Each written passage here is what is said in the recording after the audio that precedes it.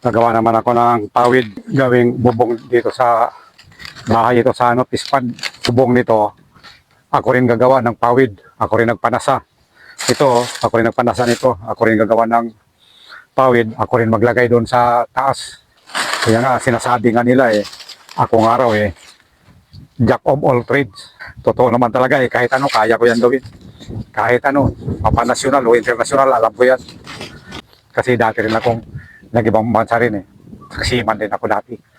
Lahat ng mga trabaho sa barko, alam ko rin. Tingnan nyo guys, paano magawa ng pawid. Yung gagawin ko, yung ano ito, yung nipa. Nipa ito, isalansan mo muna ng ganito. Tapos, lagay mo dito sa kawayan. Kung tawagin dito sa akin yung pagawran. Tapos, bago tupiin, pag maayos na, bago tahihin. Kahit anong trabaho, alam ko rin kahit na ganitong paggawa ng pawid, alam ko rin.